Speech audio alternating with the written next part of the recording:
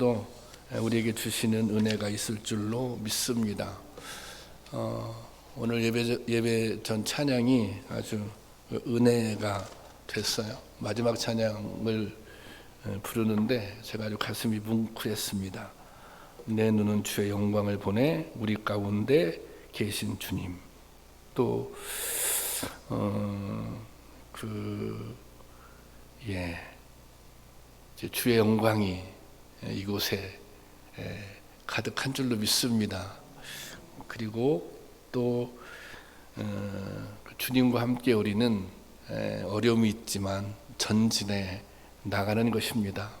그런 은혜가 우리 안에 있기를 소망합니다. 코로나19로 우리는 이제껏 겪어보지 못한 상황을 만나고 있습니다.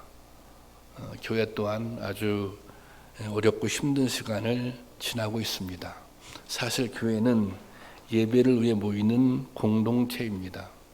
그러니 무엇보다 모이는 것이 중요한데 지금 현실적으로 모이는 것 자체가 어렵기도 하고 아주 조심스럽습니다. 교회 학교는 벌써 3개월, 4개월째 모이지 못하고 있고요. 주일 공동 예배도 중단과 재개를 반복하고 있습니다. 이번 주부터 새벽 기도회와 수요 성령 기도회를 다시 시작하게 됐는데요. 이런 혼란한 상황이 지속되다 보니 어떤 이제 판단을 해야 되잖아요. 결정을 해야 되잖아요. 예배를 비대면 예배로 드리는 것, 또 다시 또 공동 예배로 드리는 것, 새벽 기도회를 좀 안 드리는 것, 이런 거를 결정을 해야 되잖아요. 근데 그런 결정, 그런 판단을 하는데 이 고민과 어려움이 있습니다. 어떻게 판단하는 것이 교회 공동체의 유익이 될 것인가? 또 어떻게 결정하는 것이 교회의 덕을 세우는 결정일까? 또 성도님들은 이 교회의 결정, 또 저의 판단에 동의하고 있을까? 이 모든 판단과 결정은 결과로 나타나므로 무엇보다 큰 지혜와 분별력이 필요하다, 그런 생각을 가지고 있습니다. 우리는 신앙생활을 하면서 수많은 판단과 결정을 하게 됩니다. 순간의 판단이 개인의 미래나 공동체의 미래를 결정하는 것입니다. 우리의 판단에 따라서 이 교회와 또 하나님의 영광이 드러나기도 하고 또 가려지기도 하는 것입니다. 바울은 참으로 위대한 사도였지만 아마 바울도 바른 판단을 위해 수없는 고민을 했을 것입니다. 이 바울은 이전에 누구도 도전하지 않았던 이방 지역의 전도자로 나서게 됩니다. 바울은 전도 여행을 하면서 수많은 새로운 상황들과 문화를 접해야 했습니다. 그래서 때로는 상황에 따라서 같은 문제라고 할지라도 아마 다른 판단이 필요했을 것이다, 그런 생각도 가져봅니다. 이 시간 바울의 판단들을 살펴보면서 그리스도인다운 판단의 기준과 지혜를 배워보고자 합니다. 바울은 이방 전도자로 나서면서 할례 문제가 가장 커다란 고민이었습니다. 바울은 그리스도를 믿는 믿음으로 의로워지고 구원을 얻는다, 이렇게 선포했죠. 이것은 그저 바울이 단순히 이게 무슨 바울의 복음이 아니라 이것이 복음의 핵심입니다. 믿음은 구원은 믿음으로 얻어지는 것입니다. 예수 그리스도를 믿는 믿음으로 우리가 의로워지고 구원을 얻게 되는 것이죠. 이것이 복음의 핵심입니다. 이 복음에는 차별이 없습니다. 유대인이나 이방인이나 모두 예수님을 믿는 믿음으로 구원을 얻게 되는 것입니다. 이것이 유대교와 기독교의 차이입니다. 유대교는 율법을 지켜야 되고 고로 할례도 반드시 해야 구원에 이르게 되지만 기독교는 복음은 그렇지 않습니다. 예수 그리스도를 믿음으로 구원을 받게 되는 것입니다. 그런데 유대교 출신 성도들 가운데 아직도 구약의 전통을 중요하게 생각하는 사람들이 있었습니다. 그러니까 맨 처음에 기독교인들은 전부 유대교에서 개종한 사람들이었습니다. 유대교에서 기독교로 개종했단 말입니다. 이 사람들이었었는데 이 사람들 가운데는 이 믿음만으로는 뭔가 부족한 것 같아. 예수님을 믿는 것만으로 구원을 받는 건 뭔가 부족한 것 같아. 그러니까 율법을 지켜야 한다. 이런 생각을 가지고 있었어요. 율법을 다 지키지는 못하더라도 최소한 할례는 받아야 된다. 그런 생각을 가지고 있었습니다. 유대인들에게 있어서 할례는 하나님의 백성이라고 하는 증표 같은 것이었거든요. 그래서 이 교회 내에 이렇게 주장하는 사람들, 할례를 받아야 구원을 받는다, 이렇게 주장하는 사람들이 생겨나게 되었던 것입니다. 사도행전 15장 1절입니다. 한번 다 같이 볼까요? 시작. 어떤 사람들이 유대로부터 내려와서 형제들을 가르치되 너희가 모세의 법대로 할례를 받지 아니하면 능히 구원을 받지 못하리라 하니. 자, 이렇게 주장하는 사람들이 생겨났어요. 모세의 법대로 할례를 받지 아니하면 능히 구원을 받지 못한다. 사실 이제 바울이 여러 곳에서 이렇게 전도를 하잖아요. 전도를 할 때 이 할례 문제 때문에 여러 사람들과 부딪힙니다. 갈라디아 교회 같은 경우도 바울이 개척했거든요. 바울이 개척할 때 어떻게 복음을 전했겠어요? 이렇게 전했겠죠. 예수님만 믿으면 우리는 구원을 받아, 이렇게 복음을 전했고, 그것을 받아들이고 이방인들도 예수를 믿게 되었고, 또 이방 지역에 살고 있었던 유대인들도 예수를 믿게 되었겠죠. 그리고 바울이 갈라디아 교회를 떠납니다. 그런데 그때 어떤 사람이 들어오냐면 이 갈라디아 교회에서 야, 이게 믿음만 가지고 구원을 받기 어려워. 너무 쉬워. 너무 간단하잖아. 너무 단순하잖아. 그러니까 율법을 지켜야 돼. 절기도 지키고 무엇보다 할례는 반드시 해야 돼. 이렇게 주장하는 사람이 생겨났어요. 그런데 문제는 성도들이 그 이야기를 듣고 그런 것 같다는 생각이 들기 시작했어요. 특히 성도들 가운데 유대교 출신 성도들은 더욱더 그런 생각을 가지고 있었겠죠. 왜냐하면 그들은 이미 다 할례를 받은 사람들이기 때문에 그런 것입니다. 그러니까 교회가 혼란스러워졌어요. 그 문제를 해결하기 위해서 바울이 갈라디아서를 쓴 것입니다.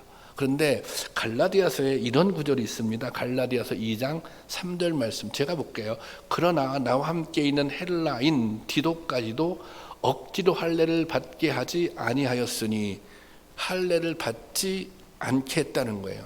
왜냐하면 그것은 사람들이 그렇게 막 주장하지만 그것 할례를 받아야 된다, 이것은 잘못된 주장이잖아요. 이게 구원의 원리가 아니에요. 이게 이 복음의 원리가 아니에요. 그러니까 그것을 거부하는 거예요. 여기서 만약에 할례를 받게 했다면, 그런 교회가 혼란스러우니까 그래 그냥 할례 받고 넘어가자 이렇게 했더라면 앞으로 이제 개종하는 사람들이 다 뭐예요? 이게 할례를 받아야 되는 그런 전례를 남길 수 있는 것입니다.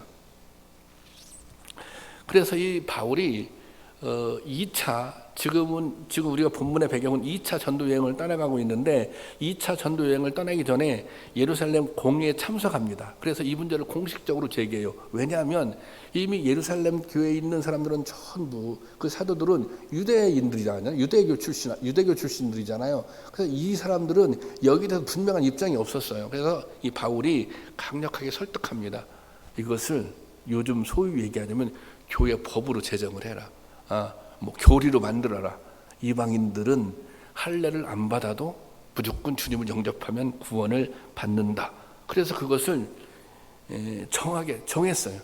그렇게 이제 정하게 되었던 것입니다. 그러니까 이것이 바울의 개인 의견이 아니라 교회 공식 입장으로 정하게 된 것입니다. 바울은 왜 이렇게 할례 문제에 단호하게 대처했는가, 단호하게 판단했는가? 그것은 구원의 원리에 맞지 않는다는 거예요. 지금은 율법의 시대가 아니라는 거예요. 지금은 복음의 시대가 열렸는데 왜 지금 율법을 가지고 나오느냐? 구원의 원리에 맞지 않다. 그리고 바울의 선교 대상의 중심은 이방인들이었습니다. 그런데 이것이 할례의 문제는 이방인들에게 복음을 전하는데 아주 커다란 걸림돌이 되었기 때문에 이것을 반대한 것입니다. 그러니까 바울은 구원의 원리에도 맞지 않고 이제 복음을 전해야 되잖아요. 이게 하나님의 뜻은 복음을 전하는 거잖아요. 복음을 전하는 것인데 거기에도 맞지 않는 거고, 그래서 그런 구원의 원리, 복음의 진리라고 하는, 복음의 확장이라고 하는 대전제 아래 판단을 근거로 삼았던 것입니다.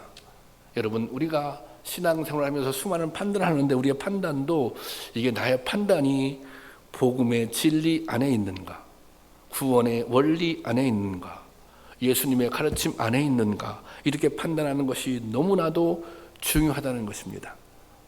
이런 분명한 기준을 가지고 있을 때 이게 그 세상의 기준과 또 신앙의 기준이 부딪힐 때가 있거든요. 그때 하나님의 뜻을 따라 판단할 수 있기 때문입니다.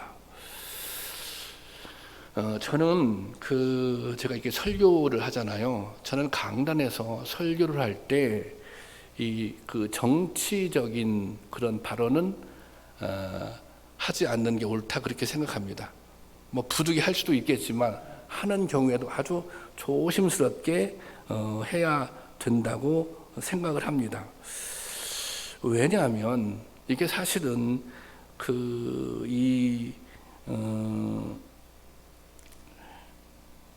이렇게 어떤 당을 지지한다든지 어떤 개인을 지지하는 것은 복음의 진리라고 말하기 어렵지 않습니까?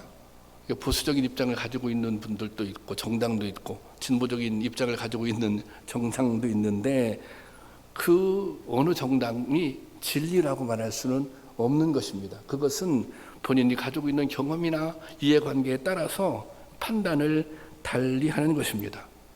예.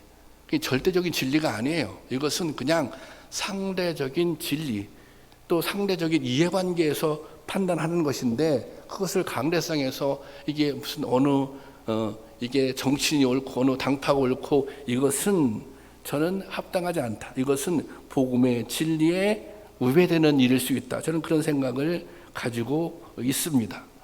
그리고 이게 제가 지켜보면 그것이 교회 덕이 되진 않더라고요. 예.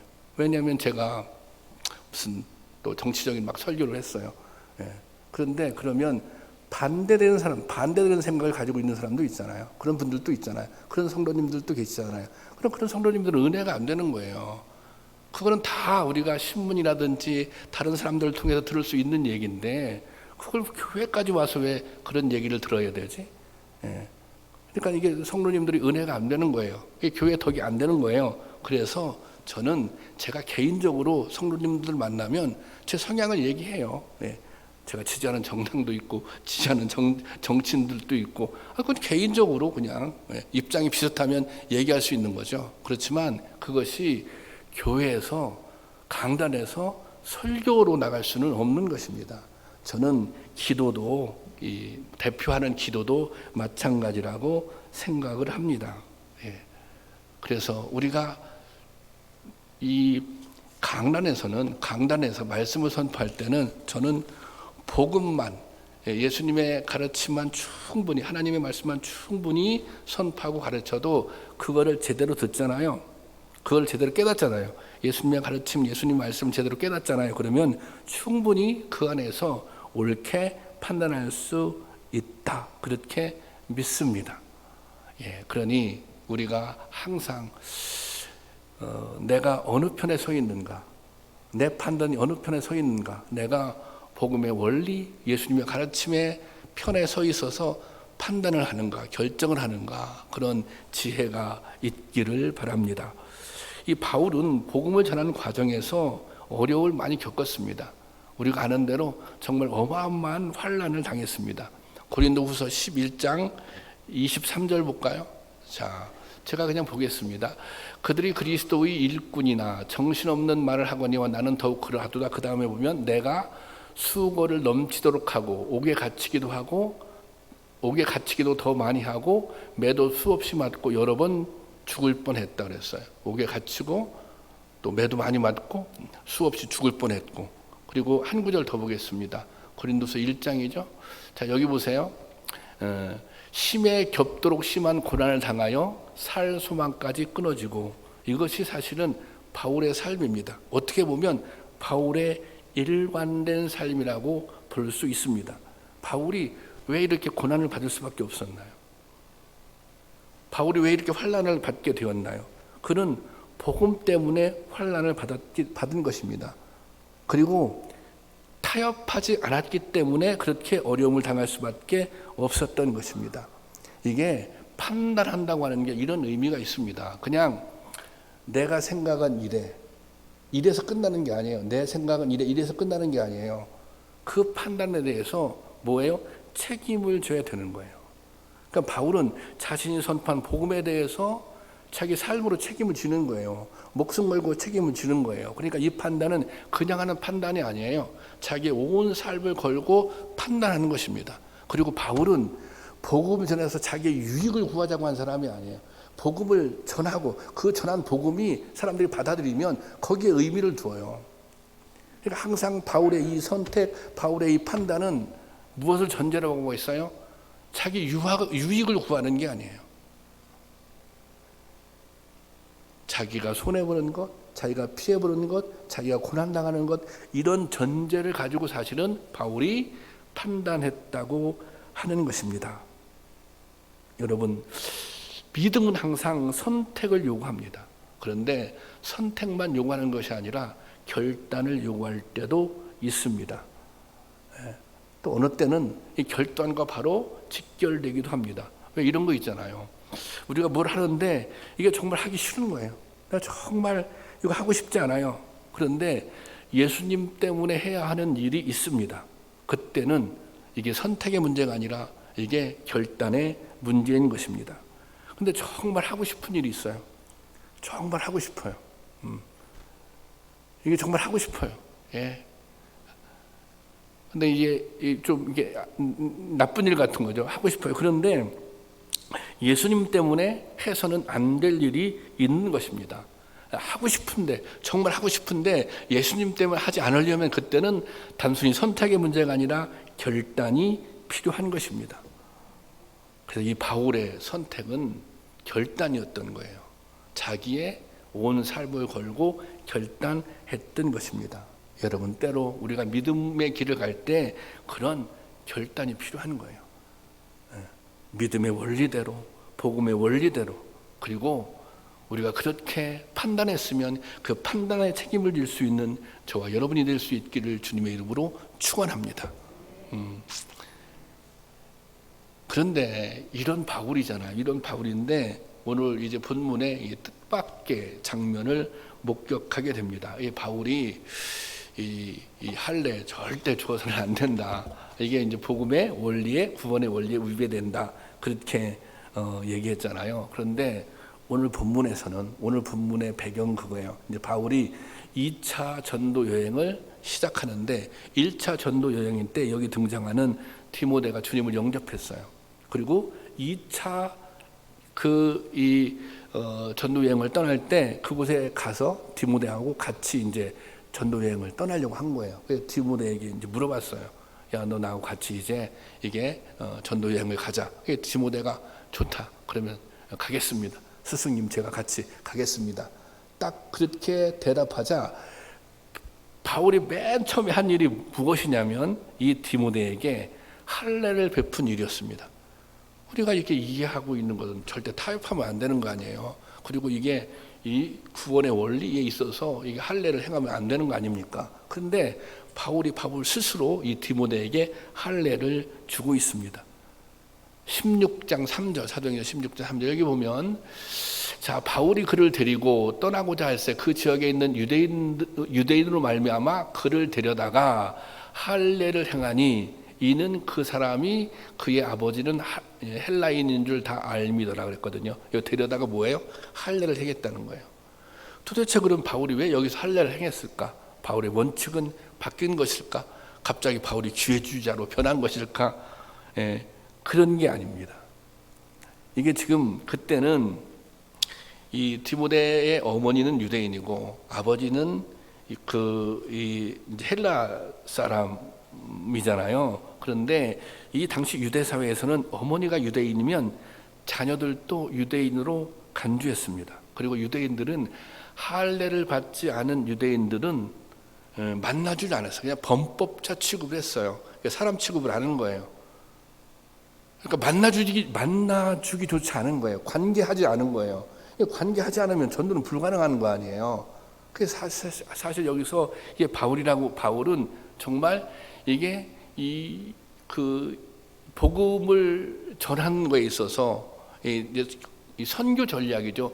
선교 전략상 여기서는 복음의 원리를 따지는 상황이 아니잖아요. 이게 선교 전략상 그 디모데에게 이제 할례를 준 것입니다.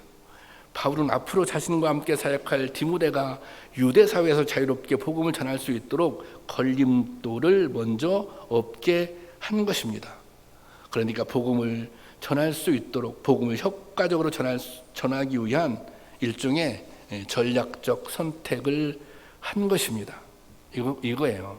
좀 이거를 이렇게 표현하자면 바울이 복음을 전하기 위해서 더 지혜롭고 포괄적인 판단을 한 것입니다. 그러니까 길게 보고 크게 판단을 해서 그렇게 한 것입니다.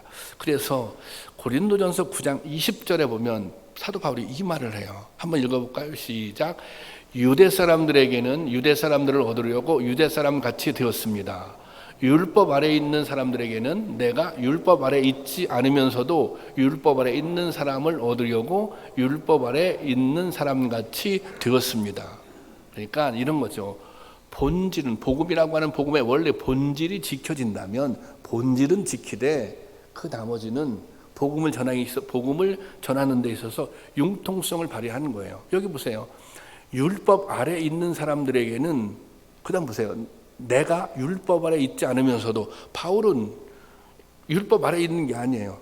바울은 율법과 구원과는 무관해요. 바울에게는. 그런데 율법 아래 있는 사람들이 있어요. 유대인들은. 그런데 그 사람들 앞에서 뭐예요? 내가 율법을 무시하는 것처럼 하지 않았다는 거예요. 나도 율법 아래 있는 사람 같이 했다는 거예요. 왜? 그래야 그들에게 전도가 가능한 거예요. 그들에게 복음을 전할 수 있으니까 그렇게 했다는 것입니다. 그러니까 이게 바울은 이런 선택을 하는 거예요. 이게 그 본질이 훼손되지 않는다면, 본질이 훼손되지 않는 선에서 이게 이제 크게 본 거죠. 크게 보고 멀리 내다본 거예요. 이방 전적으로 어떻게 선교할 것인가, 이 율법에 찌들어 있는 유대인들을 어떻게 구원할 것인가라고 하는 큰 그림을 보고 이 상황에서 결정을 했다는 것입니다. 지금 그 이제 코로나19 상황이 지나고 있는데요. 저도 고민이 정말 많아요. 저는 가능한 대로 지금 우리 교회에서는 선제적으로 이제 대응하려고 합니다. 조금 한 발 앞서서 가려고 하거든요. 그런데 또 이렇게 생각할 수 있잖아요. 뭘 그렇게까지 하느냐. 제가 지난주에 이제 주일 예배를 비대면으로 지난주 비대면으로 돌리고 또 뭐 이렇게 이제 새벽기도 안 모이고 이제 그러면 저도 궁금하니까 주변 목사님들한테 이제 전화를 해서 물어보기도 해요. 근데 또 저같이 그런 분도 있고 안 그러는 분도 있고, 아니 뭘 어렵게 예배를 이제 시작했는데 뭘 그렇게까지 하느냐, 또 이렇게 말씀하시는 분도 있고. 그런데 다 그 말씀들이 옳아요. 저는 다 틀리다고 생각하지 않아요. 근데 저는 선택을 해야 되잖아요. 저의 선택의 기준이 있어야 될 거 아니에요. 여러분, 제가 며칠 전에 그 볼 일이 있어서 어느 상가 건물을 방문하게 됐어요. 5층 건물인데 교회 그 엘리베이터를 탔어요. 근데 그 교회 그 상가에, 제법 큰 상가인데 교회가 있더라고, 상가 안에. 그런데 그 교회에서 엘리베이터에 아주 구구절절히 코로나 대응 상황을 이렇게 써서 붙여놨어요. 근데 그 내용이 어떤 거냐면 이런 거예요. 우리는 지금 예배를 드리고 있지 않다. 예배를 드리고 있지 않은데 뭐냐면, 그런데 주일날 예배를 드리지 않고 다 이제 영상으로 송출한다는 거예요. 근데 영상으로 송출하려면 그 영상을 어디 무슨 뭐 호텔을 빌려 살 수는 없는 거 아니에요. 그 교회에서 해야 되니까. 그래서 어쩔 수 없이 모인다는 거예요. 어쩔 수 없이. 교회에서 예배 드리는 걸 양해달라 이런 게 아니라 우리가 예배를 안 드리는데 영상으로 예배를 드려야 되니까 그 영상을 만들기 위해서 어쩔 수 없이 최소한의 인원이 모이고 있다. 그러니까 양해달라. 그리고 이게 우리가 방역도 철저히 하고 이게 거기 이 입주해 있는 사람들이 원한다면 주일날만은 우리가 전체 방역을 다 해드리겠다. 그렇게 썼더라고요. 구구절절하게. 그게 처음에는 저는 그걸 보고 이 교회 확진자가 나와서 그랬나? 우리 동네인데. 근데 그게 아니에요, 내용이. 그 목사님이 얼마나 고민하면서 그거를 써서 붙였겠어요. 그러니까 우리가 지금 처해 있는 상황이 지금 우리가 그런 상황들을 만나고 있는 거예요. 그럼 인터넷에서 교회에서 이제 확진자들이 많이 나왔잖아요. 저는 그 사람들은 막 이분을 비난하는데 저 한편으로 이런 마음 들어요. 이분들 믿음이 없는 분들이 아니에요. 이분들 믿음 좋아서 그렇게 한 거예요. 이분들 상대적으로 열심히 있어서 그렇게 한 거예요. 나름대로 자기 신앙 고백을 가지고 그렇게 하는 거예요. 그런데 뭐가 안 좋아요? 근데 결과가 안 좋은 거예요, 지금. 예. 이걸 일방적으로 이게 잘못이라고 비난하기에는 참 마음이 힘든 거예요, 사실은. 그렇지만 선택을 하는 거예요, 선택을. 선택을 하는데, 그러면 어떻게 선택할 것인가? 어떤 원칙을 가지고 선택할 것인가? 저는 그거예요. 좀 더 이게 좀 크게 볼 필요가 있다. 이게 좀 멀리 볼 필요가 있다. 어차피 교회라고 하는 것은 이게 무슨 이 지역사회와 따로 떨어져서 존재하는 건 아니잖아요. 사실은 이 교회는 이 지역사회에 있고 또 이 지역에 이 성도님들이 교회에 대부분 나오는데 이것을 지금 당장 이 순간만 생각하지 말고 이게 좀 길게 봤으면 좋겠다. 이걸 좀 크게 봤으면 좋겠다. 뭐 그런 생각을 가지고 선택을 하는 것입니다. 저는 바울도 그랬다라고 봐요. 근데 바울 같은 경우는 바울도 이 상황에 따라서 그런 선택을 했죠.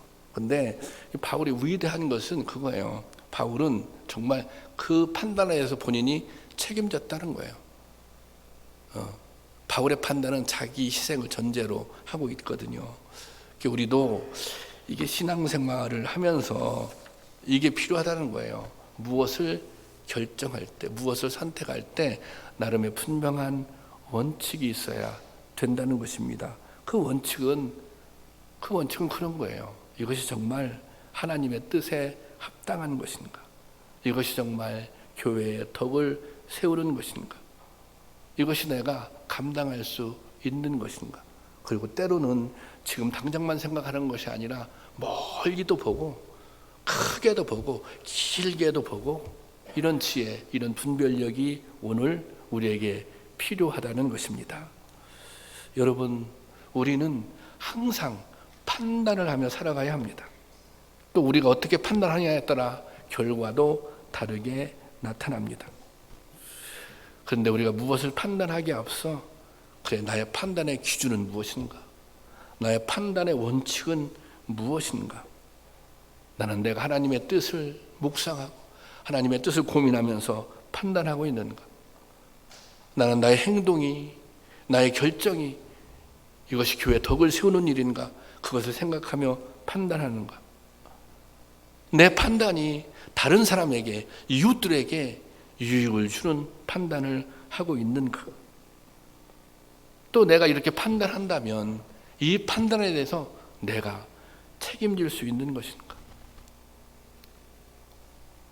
내가 그 판단에 대해서 내 삶으로, 내 고백으로 그 판단을 책임질 수 있는 것인가? 여러분이 어려운 때를 살아가면서 그런 기준, 나는 어떻게 판단할 것인가?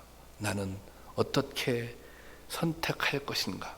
나의 판단의 기준, 나의 선택의 기준은 어디에 있는가?